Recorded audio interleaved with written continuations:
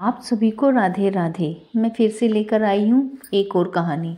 उम्मीद करती हूँ ये सारी कहानियाँ आप सभी को अच्छी लगती होंगी, तभी तो आप इतने प्यार से और ध्यान से सुनते हो। आप सभी के प्यार के लिए बहुत बहुत धन्यवाद। ये बहुत पुरानी बात है। एक दंपति थे, उनके दो बेटे थे। उनका एक बहुत बड़ा मकान था, 2 मंजिला, जिसमें सिर्फ वो 4 जने ही रहते थे। कुछ महीने ही हुए थे, घर के मालिक की अचानक से मृत्यु हो गई। फिर ऐसे ही 1-2 साल बीत गए। उनकी वाइफ को लगा कि मुझे लड्डू गोपाल लाने हैं, मैं उनकी सेवा करूंगी। तो वे लड्डू गोपाल ले आई। सबने कहा कि पहले छोटे लड्डू गोपाल की सेवा करो, फिर वे बड़े ही ले आई। वे नहीं मानी, बड़े लड्डू गोपाल ले आई। फिर उन्होंने बहुत धूमधाम से लड्डू गोपाल की प्राण प्रतिष्ठा की। मगर कुछ ही महीने बाद अचानक ही उनकी भी मौत हो गई। अब इतने बड़े घर में सिर्फ 2 बेटे थे। ज़्यादातर सारे कमरे बंद पड़े रहते थे, ना पूजा पाठ होती, ना गोपाल जी की सेवा होती। दोनों बेटे अपने अपने काम में ही लगे रहते थे। गोपाल जी को उन्होंने इतने बड़े घर में कहाँ रख दिया था, उन्हें खुद पता नहीं था। फिर कुछ सालों बाद छोटा बेटा भी चल बसा। अब उस घर में, इतने बड़े घर में, एक अकेला जना रहता है।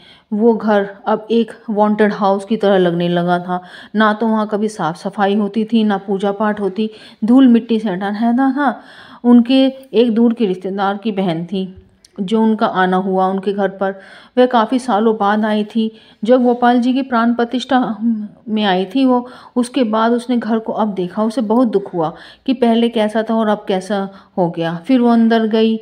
वो अपनी माँ के साथ आई थी। उसने घर का हाल देखा। फिर बोली, भैया आपके पास वो गोपाल जी थे, कहाँ हैं? वो कहने लगा, यहीं कहीं होंगे, मुझे तो पता नहीं, इतने सालों से मैंने भी नहीं देखा उनको। फिर वो इधर उधर सामान देखने लगी। कुछ देर इधर उधर सामान उठाती रही कि अचानक से गोपाल जी सामने आ गए। कहने लगी, गोपाल जी डरा दिया, अचानक कैसे, ऐसे कौन सामने आता है? फिर उसने देखा, वो काले हो गए थे, जो सोने की तरह चमकते थे। और वो फिर भागी भागी माँ के पास आई। बोली, भैया गोपाल जी मिल गए हैं। वो बोले, इतने सालों से हमने नहीं देखा तुम्हें, वो कहाँ मिल गए? मैं उन्हें बाहर ले आऊँ? वो बोले कि बाहर ले आऊँ और साफ़ कर लूँ? बोला, ठीक है कर लो साफ़। फिर वो सोचने लगी कि साफ़ करके यहीं पर कहाँ रखूँगी, भैया तो पूजा पाठ करते नहीं हैं, गोपाल जी फिर ऐसे ही हो जाएंगे, गोपाल जी को मैं साथ ले जाऊँगी। फिर बोली, नहीं भैया नहीं देंगे। वो अपनी माँ से बोली तो बोली कि माँ मैं भैया से पूछ लूँ कि गोपाल जी को मैं अपने साथ ले जाऊँ।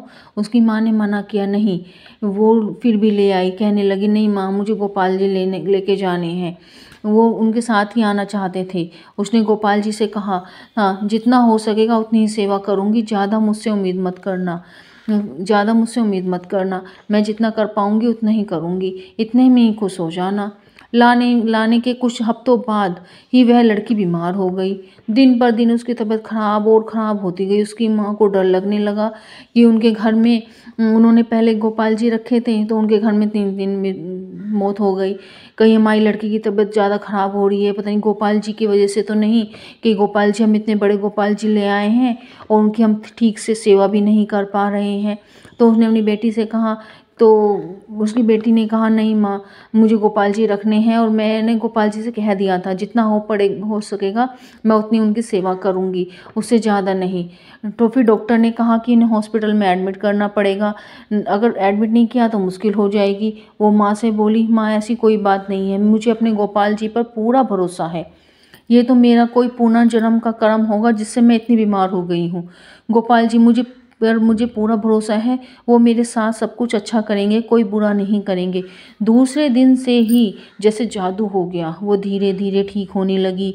1 महीने में ऐसी हो गई जैसे कभी बीमारी नहीं थी, क्योंकि उसे अपने गोपाल पर पूरा विश्वास था। उसका विश्वास जीत गया। उसने घर में उसी लड्डू गोपाल की रोज़ सुबह शाम पूजा होती, सेवा होती है और उनके घर में खुशहाली ही खुशहाली है। अगर आपको ये कहानी अच्छी लगे तो प्लीज़ कमेंट में राधे राधे ज़रूर लिखना, लाइक सब्सक्राइब करना अगर अच्छी लगे तो। फिर मिलेंगे एक नई कहानी के साथ। राधे राधे।